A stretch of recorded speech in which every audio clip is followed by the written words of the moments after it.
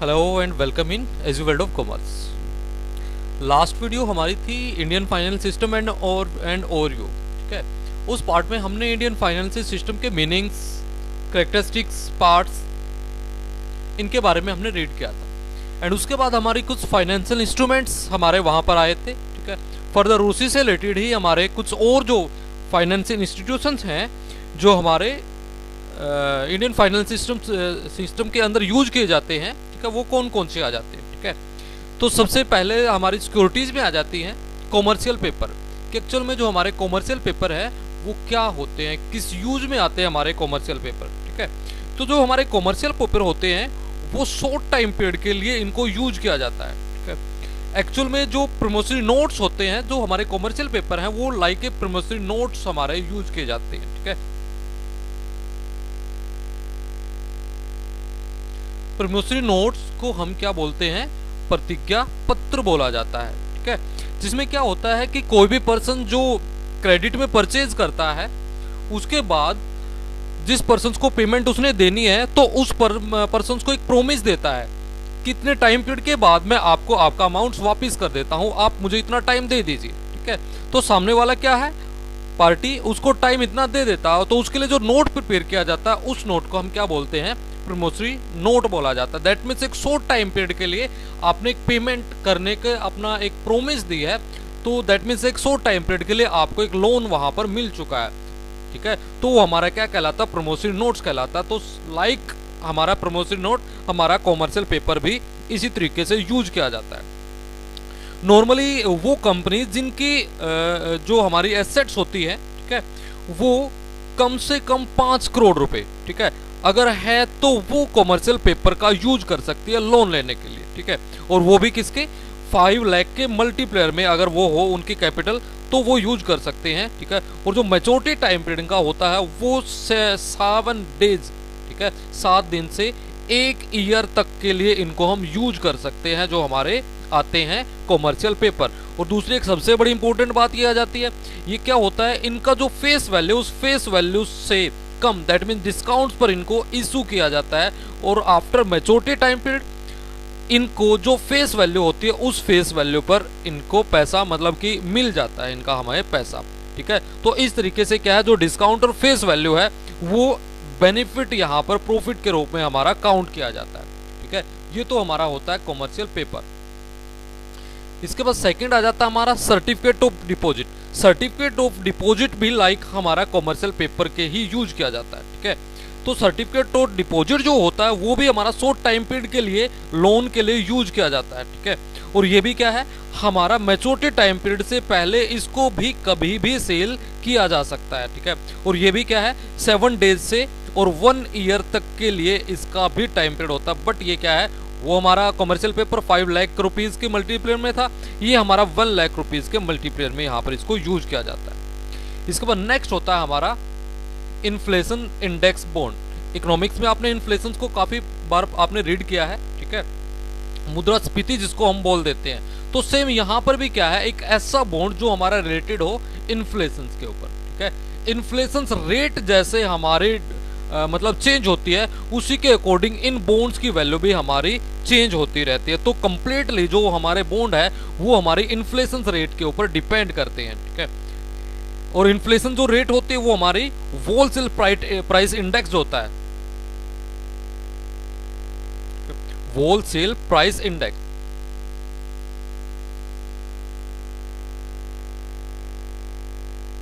ठीक है, इंडेक्स के ऊपर हमारा डिपेंड करता है। इसी तरीके से हमारा ये इनके ऊपर बेस्ड होता है, ये हमारा बेस्ड होता है और इन्फ्लेशन बेस्ड होती है इसके ऊपर, और जो ये बॉन्ड होता है हमारा वो इन्फ्लेशन के ऊपर डिपेंड करता है। ठीक है, जैसे जैसे हमारा ये प्राइस में चेंज आता है इन्फ्लेशन में चेंज आ जाता है, इन्फ्लेशन में चेंज आता है तो हमारे इस बॉन्ड के अंदर चेंज आ जाता है। इसके बाद नेक्स्ट होता है हमारा इक्विटी वारंट। ठीक है, इक्विटी शेयर्स जो होते हैं उनके साथ साथ कई बार क्या होता है, इक्विटी वारंट्स भी हमारे इशू किए जाते हैं, दे दिए जाते हैं। और दूसरी बात यहाँ पर सबसे इंपॉर्टेंट बात क्या है, ठीक है, यहाँ पर हम डिवेंचर्स की बात करेंगे। ठीक है, कई बार क्या है, डिवेंचर्स के साथ इक्विटी वारंट हमारे इशू किए जाते हैं। उनके पीछे सबसे बड़ा रीजन ये हो जाता है कि इन फ्यूचर अगर हमारे डिवेंचर्स की वैल्यू डाउन चली जाती है, ठीक है, तो उन पर्सन्स को क्या दे दिया जाते हैं, इक्विटी शेयर्स यहाँ पर उन पर्सन्स को दे दिए जाते हैं। ठीक है, वो कब लेंगे, अगर वैल्यू डिवेंचर्स की डाउन है तो इक्विटी वहां पर उनको दे दिया जाता है, अगर डाउन नहीं है तो ओबेसे की प्रॉफिट उनका काउंट हो जाता है। तो उसके बाद तो वो क्या करते हैं, जो डिवेंचर्स की वैल्यू होती है, जैसे मार्केट वैल्यू है उनकी, जो इंटरेस्ट रेट उनके ऊपर दी गई है उसके अकॉर्डिंग जो प्रॉफिट है उनका काउंट यहाँ पर करवा लिया जाता है, और इस तरीके से उनकी वैल्यू डिफाइन हो जाती है और वो प्रॉफिट उनका काउंट यहाँ पर हो जाता है। इसके बाद नेक्स्ट होता है हमारा कॉलेबल बॉन्ड। ठीक है, ये दोनों मैं आपको क्लियर कर देता हूँ इकट्ठे। ठीक है, कॉलेबल बॉन्ड होता है और एक हमारा बॉन्ड विद पुट ऑप्शन। ठीक है, यहाँ पर दो बात आई है हमारी, एक कॉल और दूसरा पुट। सिक्योरिटी मार्केट जो होती है, उन सिक्योरिटी मार्केट के अंदर इन दो वर्ड्स को हम यूज करते हैं, कॉल और पुट वर्ड को। कॉल वर्ड जो होता है वो परचेज करने वाले से रिलेटेड होता है, परचेजर से। ठीक है, और पुट वर्ड होता है हमारा सेल करने से वाले से रिलेटेड। ठीक है, मतलब कि क्या है, पुट कॉल को हमेशा परचेजर यूज करता है और पुट को हमेशा सेल करने वाला यूज करता है। ठीक है, अब यहाँ पर कॉल बॉन्ड किस तरीके से हमारा यहाँ पर होता है, सबसे बड़ी बात क्या है कि जब ये इशू किए जाते हैं तो मैच्योरिटी टाइम पीरियड से पहले कभी भी इनको रिडीम करवाया जा सकता है। अगर इनकी जो मार्केट में वैल्यू है, इन केस अगर वो डाउन चली जाती है, ठीक है, तो फिर क्या है, जो कॉल मतलब परचेज करने वाला है इस ऑप्शंस का यूज करके, ठीक है, और मैच्योरिटी टाइम पीरियड से पहले इनको वापस ले सकता है। ठीक है, बट लॉक इन पीरियड से पहले, मतलब कि जब वो टाइम पीरियड निकल जाता है, लॉक इन पीरियड जब आ जाता है, तब इनको वापस नहीं लिया जा सकता। तो सेम इसी तरीके से हमारा आ जाता है नेक्स्ट जो होता है पुट बॉन्ड, जिसको हम बोल देते हैं। ठीक है, तो ये हमारा कौन यूज करता है, सेल करने वाला इसको यूज करता है। ठीक है, तो यहाँ पर भी क्या है, एक जो इंटरेस्ट की वैल्यू होती है वो पहले से ही क्लियर कर दी जाती है। ये बिल्कुल वैसे इसके अपोजिट माना जाता है। यहाँ पर जो मैच्योरिटी टाइम पीरियड से पहले इनकी मांग कर सकता है जो हमारा पर सेल करने वाला होता है, लेकिन लॉक इन पीरियड के बाद इनकी मांग नहीं की, इनकी डिमांड नहीं की जा सकती। ठीक है, यहाँ पर भी क्या है, इन बॉन्ड्स में जो स्टार्टिंग में जो इंटरेस्ट रेट जो दिया होता है, इन केस इंटरेस्ट रेट हमारी बढ़ जाती है तो देन उसके बाद क्या है, पुट ऑप्शन का यूज हमारा सेल करने वाले के द्वारा किया जा सकता है। इसके बाद नेक्स्ट हमारा आ जाता है डीप डिस्काउंट बॉन्ड। डीप मतलब कि बहुत गहरा, बहुत बड़े लेवल पर जो डिस्काउंट जिसको हम बोल देते हैं, उस डिस्काउंट की बात यहाँ पर की गई है। मतलब कि जो फेस वैल्यू है, उस फेस वैल्यू से बहुत बड़े डिस्काउंट्स के ऊपर इन सिक्योरिटीज को इशू किया जा सकता है। जैसे इसमें एक आपको एग्जांपल भी यहाँ पर दिया हुआ है, ठीक है, कि भाई लास्ट टाइम 1992 का एक एग्जांपल इसमें दिया हुआ है कि IDBI ने 1 लाख रुपए के जो फेस वैल्यू के जो बॉन्ड्स थे वो सिर्फ 2700, ठीक है, में उनको इशू किया था। और दूसरी सबसे बड़ी बात इनमें आ जाती है कि जो टाइम पीरियड होता है वो बहुत लंबा टाइम पीरियड होता है, और इवन 25 ईयर, ठीक है, 25 ईयर तक के लिए इनको इशू किया जा सकता है। इसके बाद नेक्स्ट हमारा आ जाता है फ्लोटिंग रेट बॉन्ड। ठीक है, मतलब कि चल दर बॉन्ड जिसको हम बोल देते हैं, ये डिपेंड करता है हमारी जो नॉर्मली बैंक रेट होती है, रेपो रेट होती है, रिवर्स रेपो रेट होती है, CRR होती है, SLR होती है, इनके ऊपर डिपेंड करता है। जैसे जैसे इन रेट्स में चेंज आता है तो हमारे इन बॉन्ड्स के अंदर भी चेंज आता रहता है। इसके बाद नेक्स्ट हमारा आ जाता है कैश इक्विवेलेंट बॉन्ड। मतलब कैश इक्विवेलेंट यहाँ पर बात की गई है, मतलब कि कैश के बिल्कुल इक्विवेलेंट इनको यहाँ पर माना गया है कि जब भी कैश की रिक्वायरमेंट हो जाती है तो इनको हमें इजीली कैश में कन्वर्ट यहाँ पर किया जा सकता है। जैसे ट्रेजरी बिल जिनको हम बोल देते हैं, ठीक है, या भी कैश मैनेजमेंट बिल जिनको बोला जाता है, ठीक है, ये बिल ऐसे होते हैं जिनको इजीली हम कैश में कन्वर्ट कर सकते हैं। तो इस तरीके से हमारे ये सिक्योरिटीज आ जाती है। इसके बाद नेक्स्ट हमारा आ जाता है जीरो कूपन बॉन्ड्स। ठीक है, जीरो कूपन बॉन्ड्स की जहां पर बात की गई है, इनके ऊपर क्या है, सबसे बड़ी बात है कि इंटरेस्ट रेट यहां पर नहीं दी जाती। ठीक है, इनके ऊपर किसी भी टाइप का कोई क्या है, इंटरेस्ट नहीं यहां पर दिया जाता। और दूसरा फेस वैल्यू से कम पर इनको इशू, दैट मीन डिस्काउंट्स पर यहां पर इनको इशू करने की बात की गई है, और उसके बाद फेस वैल्यू पर इनको दे दिया जाता है और वही इनका प्रॉफिट यहां पर काउंट मान लिया जाता है। इसके बाद नेक्स्ट आ जाता है रेगुलर इनकम बॉन्ड, नियमित आय बॉन्ड जिसको हम बोल देते हैं। मतलब कि क्या है एक नॉर्मल मतलब एक टाइम पीरियड के बाद ये बॉन्ड्स हमें इनकम देना स्टार्ट कर देते हैं, और जो इनकम इनकी काउंट होती है वो इंटरेस्ट में इनकी काउंट हम अपनी करते हैं, कि मतलब जो इनकम हम अपनी काउंट करेंगे रेगुलर जो इनसे आएगी वो इंटरेस्ट में हम काउंट करेंगे। नॉर्मली इस टाइप्स के बॉन्ड जो यूज किए जाते हैं, जो रिटायरमेंट पर्सन होते हैं, जो सर्विस का उनका टाइम पीरियड होता है, उस टाइम पीरियड में ये बॉन्ड्स उनके लिए यूज किए जाते हैं, ठीक है। और नॉर्मली जो उनके ऊपर इंटरेस्ट जो चार्ज किया जाता है, इनकम का जो टाइम पीरियड होता है वो 6 महीने के अकॉर्डिंग इन पर डिफाइन मतलब कि कैलकुलेट किया जाता है इनके ऊपर। इंटरेस्ट रेट जो होती है वो पहले से ही डिफाइन यहाँ पर हो जाती है, ठीक है।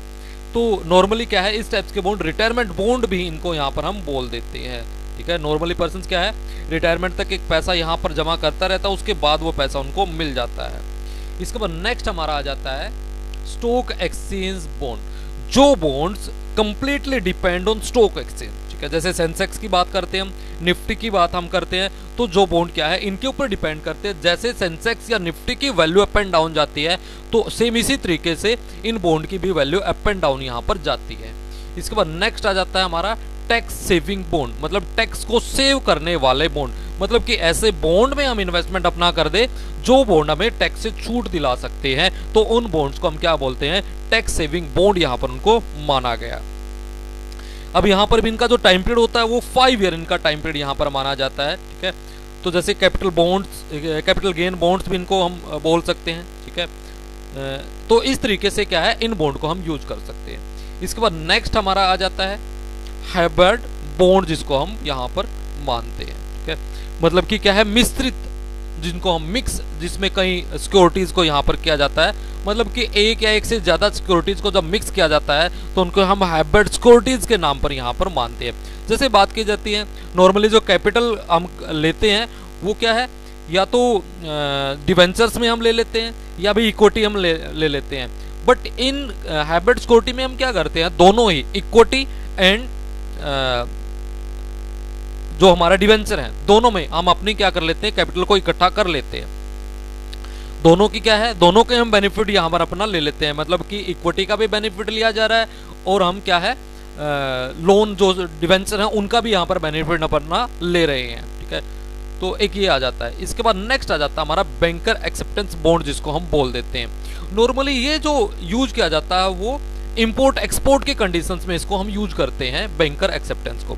मतलब कि नॉर्मली क्या होता है कि जो मतलब कि इंपोर्ट करने वाला पर्सन है, जिसको इंपोर्ट करना है, मतलब परचेज करना है कुछ, तो वो क्या करता है, जो एक्सपोर्ट करने वाला है उसको अपनी सिक्योरिटी देना चाहता है, उस सिक्योरिटी जो देना चाहता है उसके लिए बैंक का यूज किया जाता है। बैंकर क्या करता है, बैंकर एक्सपोर्ट करने वाले को इंपोर्ट करने वाले की सिक्योरिटी दे देता है कि आप इंपोर्ट कर दीजिए, आपको कोई एक्सपोर्ट कर दीजिए, आपको कोई भी प्रॉब्लम नहीं है, इसकी सिक्योरिटी हम आपको दे रहे हैं। तो इस तरीके से बॉन्ड यहाँ पर इशू कर दिए जाते हैं, तो उनको बोला जाता है बैंकर एक्सेप्टेंस बॉन्ड। मतलब कि जो एक्सपोर्ट करने वाला है कि आपका पैसा किसी तरीके से डूबेगा नहीं, आपको कोई भी प्रॉब्लम नहीं है, ठीक है, हम आपको सिक्योरिटी यहाँ पर दे रहे हैं, ठीक है। जो इंपोर्ट करने वाला उसके रिगार्डिंग, तो आपको किसी भी टाइप्स की कोई भी प्रॉब्लम यहाँ पर नहीं आएगी। इसके बाद नेक्स्ट हमारा आ जाता है कॉमर्शियल बिल, यहाँ पर इसको मानते हैं। दो टाइप्स के नॉर्मल हमारे कॉमर्शियल बिल होते हैं, एक प्रोमिसरी नोट जो भी मैंने आपको ऊपर बताया, और दूसरा आ जाता है हमारा बिल ऑफ एक्सचेंज।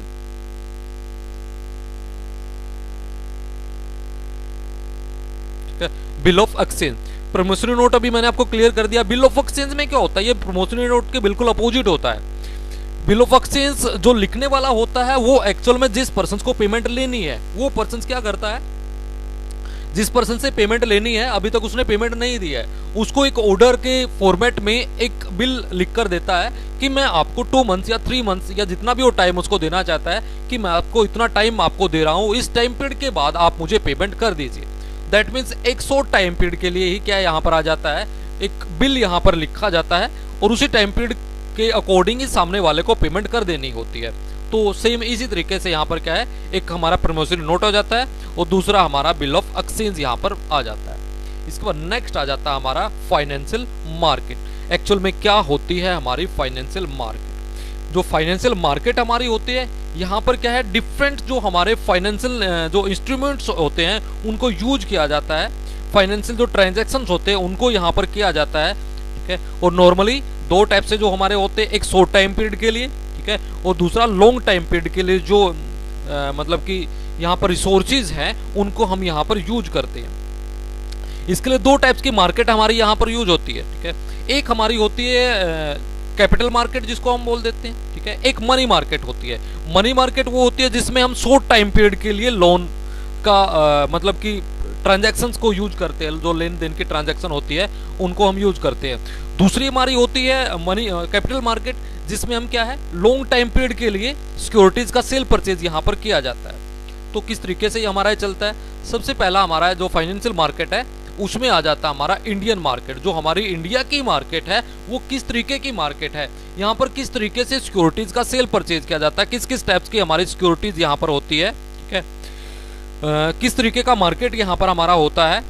तो यहाँ पर भी वही है, दो टाइप से हमारा होता है, एक शॉर्ट टाइम पीरियड के लिए होता है, एक हमारा लॉन्ग टाइम पीरियड के लिए यहाँ पर माना जाता है, ठीक है। तो सबसे पहले शॉर्ट टाइम पीरियड की अगर हम बात करते हैं, ठीक है, जैसे कॉल मनी मार्केट जो होती है वो हमारी शॉर्ट टाइम पीरियड के लिए यूज किया जाता है। तो मनी मार्केट हमारा शॉर्ट टाइम पीरियड के लिए होता है, तो उस शॉर्ट टाइम पीरियड में हमारा सबसे पहला आ जाता है कॉल मनी मार्केट, ठीक है।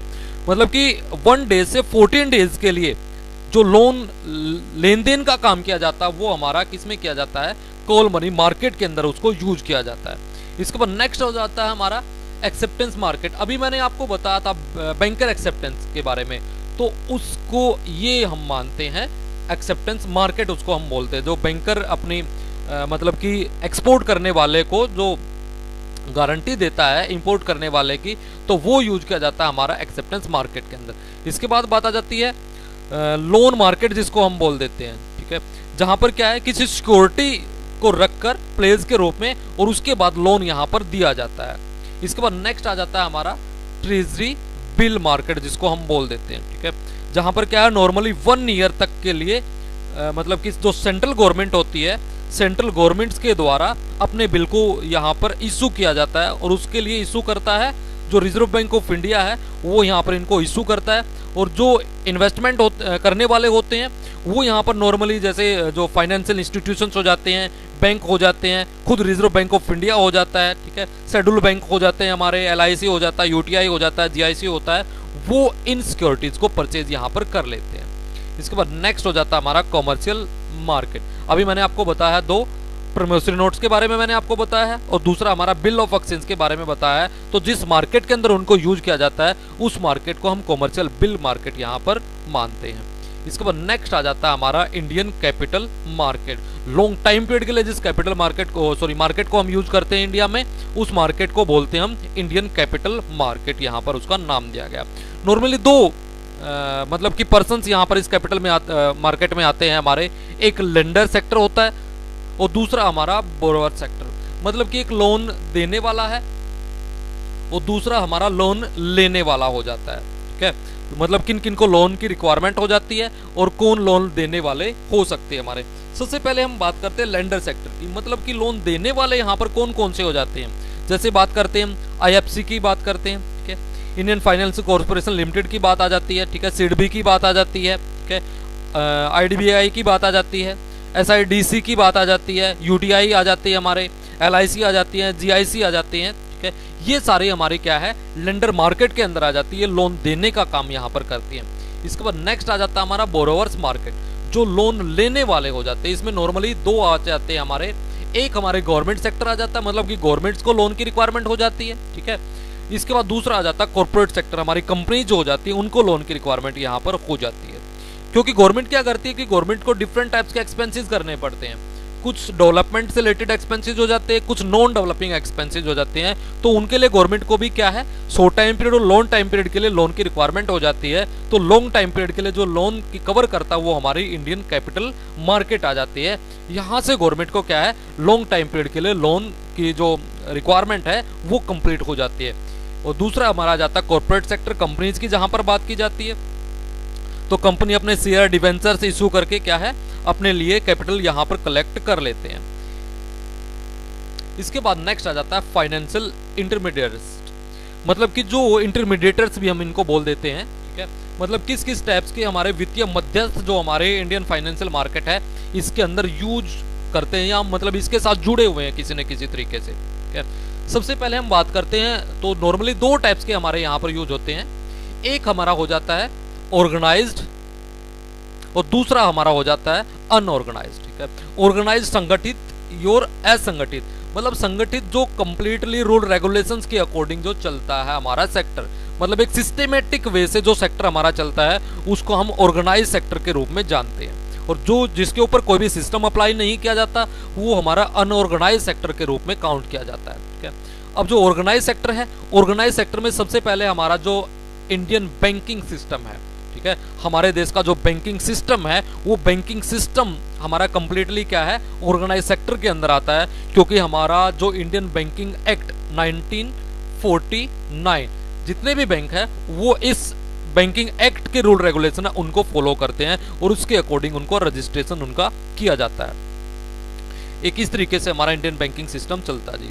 दूसरा हमारे इंडियन बैंकिंग सिस्टम में आ जाता है RBI, reserve bank of India. ठीक है, रिजर्व बैंक ऑफ इंडिया 1935 में हमारा बना था। ठीक है, और उसके बाद 1949 में नेशनलाइज इसका कर दिया गया था। ठीक है, किस किस तरीके के हमारा जो आरबीआई है वो काम करता है, नॉर्मली क्या है, इश्यू जो हमारे पेपर करेंसी है उसको इशू करता है, 1 रुपए के नोट को छोड़कर बाकी हमारे करेंसी जो इशू किए जाते हैं वो आरबीआई के द्वारा इशू किया जाता है। दूसरा हमारा हो जाता है रेगुलेटरी, जो हमारा करने का काम करता है ऑन क्रेडिट, जो क्रेडिट है उसके ऊपर रेगुलेट, मतलब कि क्रेडिट का बात है यहाँ पर आ जाती है लोन देना और मतलब कब नहीं देना, कब देना है, वो जो कंट्रोल करने का जो काम करता है वो आरबीआई के द्वारा किया जाता है। और उसको कंट्रोल करने के लिए जो आरबीआई है वो डिफरेंट टाइप्स के रेट्स को यूज करता है। जैसे रेपो रेट की बात आ जाती है, रेपो रेट वो रेट होती है, ठीक है, जब आरबीआई बैंकों को लोन देता है जिस रेट के ऊपर, उस रेट को हम रेपो रेट बोलते हैं। ठीक है, इसके बाद रिवर्स रेपो रेट हो जाती है। इन केस अगर आरबीआई को लोन की रिक्वायरमेंट हो जाती है तो जिस रेट पर वो लोन लेता है उस रेट को रिवर्स रेपो रेट यहां पर बोला जाता है। ठीक है, सीआरआर हो जाती है, मतलब कि हर बैंक को अपने पास एक मिनिमम कैश के रूप में हमेशा रखना पड़ता है, उस जिस रेट के अकॉर्डिंग उनको रखना पड़ता है, जिस रेट मेंटेन करके उनको रखना पड़ता है उसको हम कैश रिजर्व रेशो बोलते हैं, सीआरआर। एक होती है एसएलआर, मतलब कि जो कैश रिजर्व रेशो होती है वो होती है जो रिजर्व बैंक ऑफ इंडिया के पास जमा करवाना पड़ता है, मतलब हर बैंक को जो बैंकों में डिपॉजिट होती है उस डिपॉजिट का कुछ percent reserve bank of India के पास हमेशा जमा करवाना पड़ता है। उसके पीछे एक सबसे बड़ा रीजन ये हो जाता है कि इन फ्यूचर अगर बैंक भाग जाए तो लोगों ने जो डिपॉजिट करवाया है उस डिपॉजिट की गारंटी कौन देगा, तो जो बैंक अपनी जो परसेंटेज जमा करवा रहे रिजर्व बैंक ऑफ इंडिया के पास, तो इन फ्यूचर अगर ऐसी प्रॉब्लम आती है तो रिजर्व बैंक ऑफ इंडिया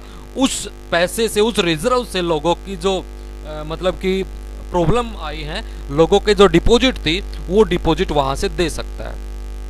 दूसरा आ जाता है एसएलआर, मतलब कि स्टेटरी लिक्विडिटी रेशो जिसको हम बोल देते हैं, मतलब कि हर बैंक को क्या है अपने पास हमेशा लिक्विडिटी को मेंटेन करने के लिए कुछ पैसा रखना पड़ता है, तो जो परसेंटेज यहाँ पर डिफाइन की गई है उस परसेंटेज को हम एसएलआर बोला जाता है यहाँ पर, कि हर बैंक को मिनिमम कैश इतना रखना पड़ेगा कि कभी कोई भी कस्टमर अगर बैंक में आता है तो कस्टमर को टाइम पर कैश मिल जाए, तो बैंक को हमेशा कुछ परसेंट की अपना जो कैश है, मतलब कि डिपॉजिट होता है बैंकों में, उसका कुछ परसेंट हमेशा अपने पास कैश के रूप में रखना पड़ता है, बाकी बैंक अपना लोन के रूप में दे ही देता है। तो इस तरीके से हमारा काम चलता है।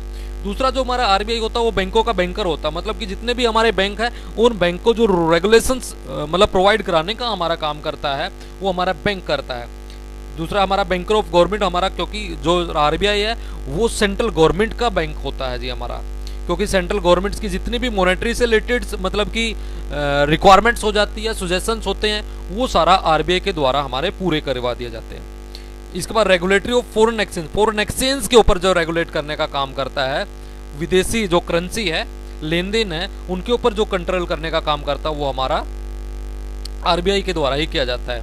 इसके बाद नेक्स्ट आ जाता है हमारा कॉमर्शियल बैंक जिसको हम बोल देते हैं। ठीक है, मतलब कि कॉमर्शियल बैंक क्या है, जो लोगों की डिपॉजिट को एक्सेप्ट करते हैं।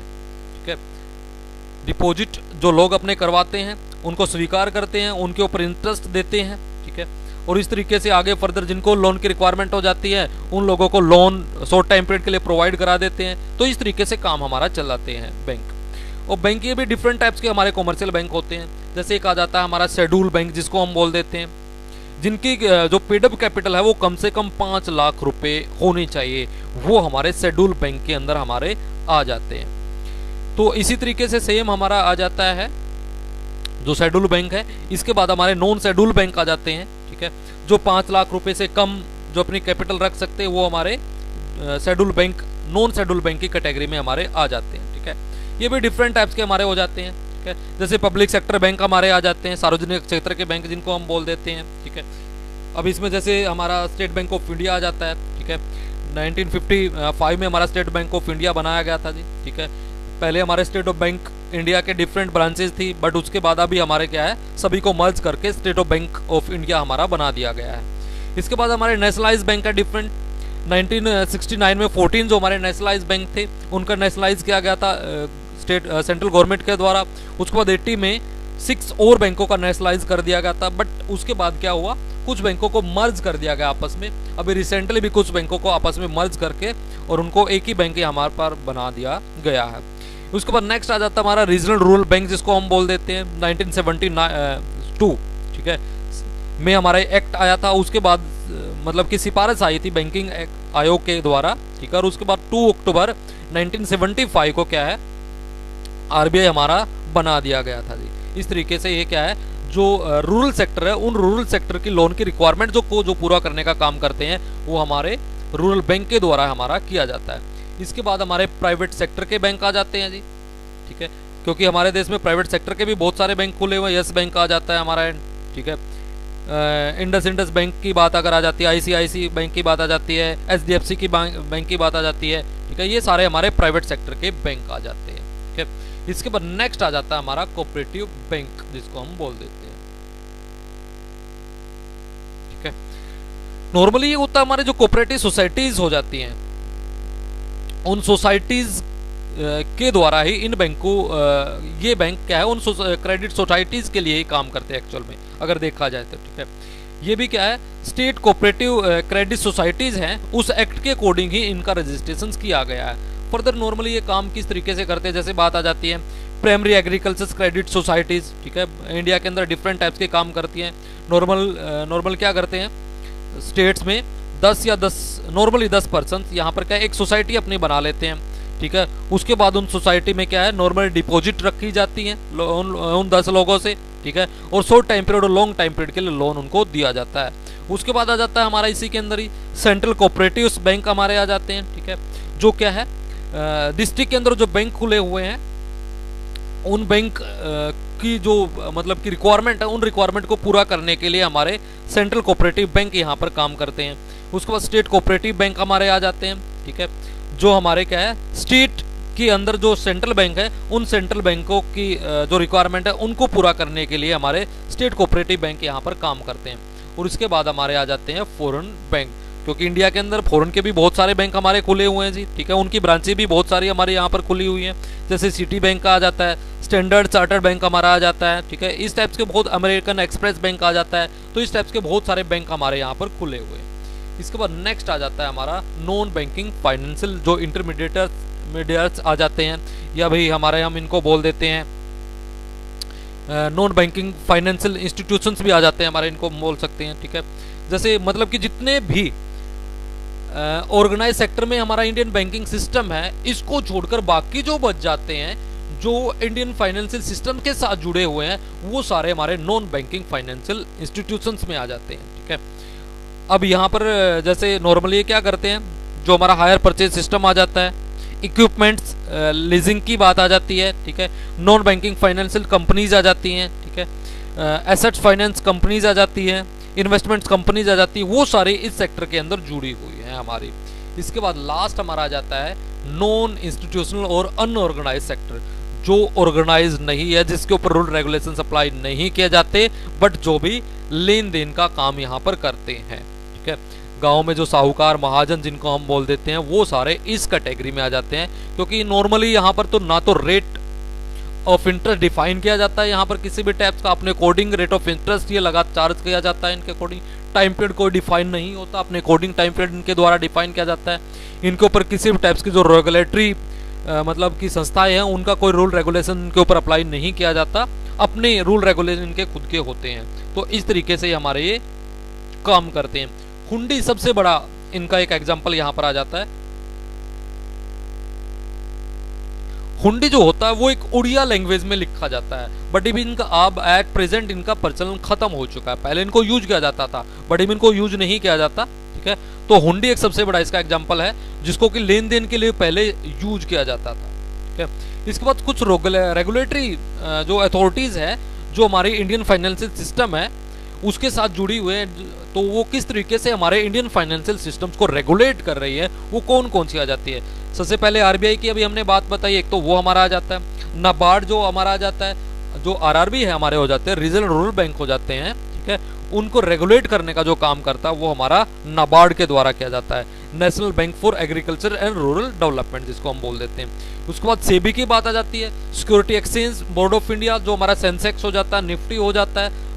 ठीक है, उन सभी को जो कंट्रोल करने का काम करता है, रूल रेगुलेशंस बनाने का जो काम किया जाता है वो सेबी के द्वारा हमारा किया जाता है। उसके बाद IRDA, ठीक है, insurance regulatory and development authority, जो हमारी इंश्योरेंस सेक्टर से जुड़ी नॉन फाइनेंशियल इंस्टीट्यूशन जिसको हम बोल देते हैं, इंटरमीडिएटर्स जो आ जाते हैं हमारे, वो सारे को कंट्रोल करने का काम हमारा IRDA के द्वारा किया जाता है। ठीक है, so thank you, please like, subscribe, share my channel As World of Commerce and don't forget to press the bell icon to get new update. Thank you.